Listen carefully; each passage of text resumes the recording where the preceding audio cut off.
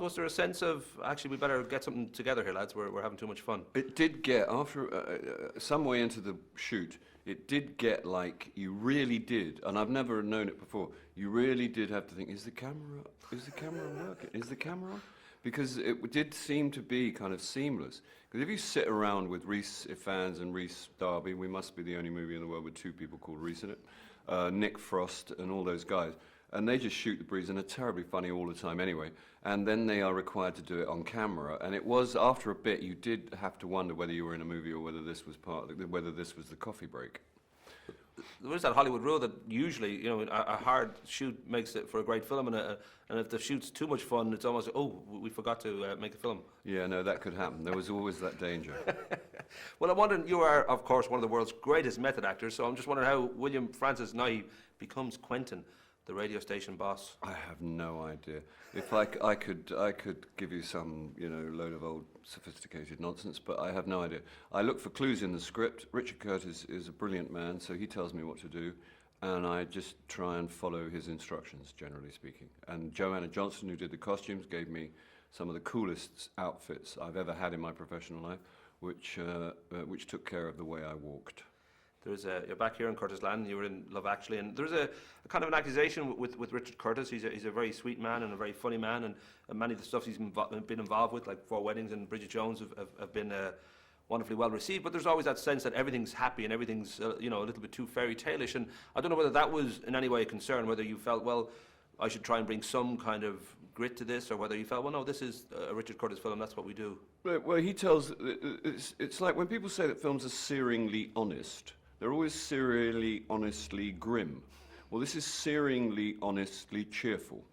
So it's honest. These are the cheerful bits. If you want to see the miserable, shabby, lousy, paranoid-making, awful bits, check out someone else's movie. If you want to see the cheerful, groovy, marvelous, good feel bits, come and see this. I mean, the deal is, it's a bit like when you were a kid. I like it. It's like Jerry Bruckheimer. He says, I make movies that I want to see. So you paid some money, you go in the cinema, and the deal is, the absolute deal is that you feel a whole lot better when you leave the cinema than you did when you went in. And Richard sticks to that deal, and I admire him for that.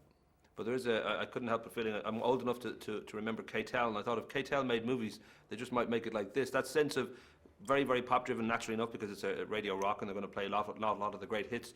And that sort of episodic thing of you know, a song or a sort of scene or a gag scene, it did feel like a very light, fluffy kind of movie, which I guess, you know, it was the intention. It's shamelessly designed to make you laugh and make you feel fabulous. It has no other intention. Yes, I admit it, we did set out entirely to amuse you. There is no other agenda. Nobody wanted. The film had. We should have taken care of the other stuff, but we just didn't bother. We could have tried to do the stuff, the responsible stuff, like undermine you and give you a biased view of how grim things can actually get. But we absolutely failed to do that, and we stuck entirely to a plan, which was to thrill you, play you some of the great tunes that have ever been made, and make you laugh. Unforgivable. Unforgivable. I'm sorry. Did you go into the history, I don't know, of Radio Caroline, when Richard talks about it, obviously the great inspiration of those wonderful radio stations, and so many artists of today, Van Morrison and all these guys, they lived by these radio stations because the BBC were ignoring the idea that there was teenagers out there. There was this great kind of source of underground, a great sense of that we were listening to something that was almost illicit and therefore even better, because that's what rock and roll's about. Did you, I don't know if you needed to really look into that, because you'd be very aware of what that was all about. Yeah, no, I remember all that, and I remember when Caroline came, because you could get a signal. Prior to that, I know it sounds like so long ago, and that's how old I am, but you couldn't get a whole song. On Radio Luxembourg, you'd just get halfway through the song and the signal would fade. When Radio Caroline came, you could hear everything. I mean, records were exotic things. I had copies of soul imports from America. I had a copy of by Major Lance, which made me feel really good about myself. You know, it's like Keith Richard, the famous story of Keith Richard seeing Mick Jagger on Dartford railway station in Kent when they were both 17, and they hardly knew each other, and he was drawn, he had to go over and say hello to Mick Jagger, and the Rolling Stones were born, because Mick Jagger was carrying a Chuck Berry album. A Chuck Berry album in Kent was like unheard of. Nobody had the record. Now, obviously, you can download anything, anytime, any place in your bedroom. You can have any song you wish. In those days, it was a struggle.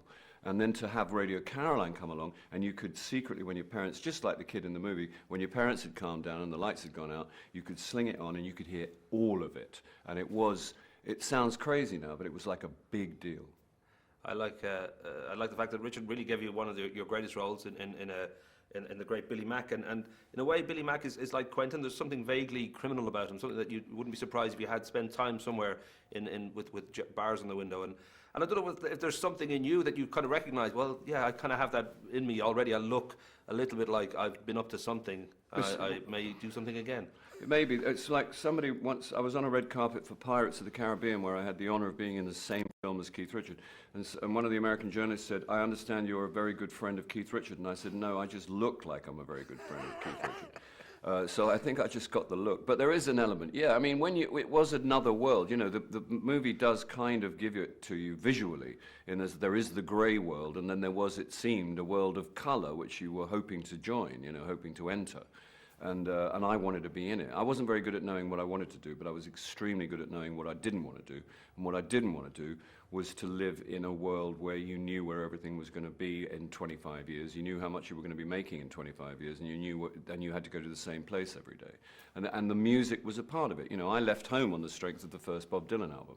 I mean, that's all she wrote. I just heard it, and I mean, there were some other issues, obviously, but I threw my suitcase out the window, and there was a kind of ludicrous faith in the music. There was a kind of highway sound, somewhere between his guitar and his harmonica, drove me nuts. And I had to hit the road. Literally, I hit the road, and I hitchhiked all over the place, and I went all over Europe looking for something, and it did that for a lot of people, and the music was inspirational.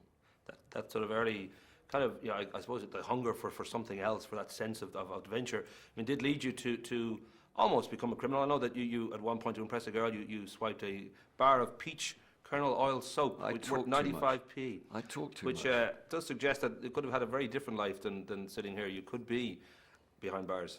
Well, I paid my debt to society. That's a gateway toiletry. Which was, I know, which was, how dare you, which was, can you say that?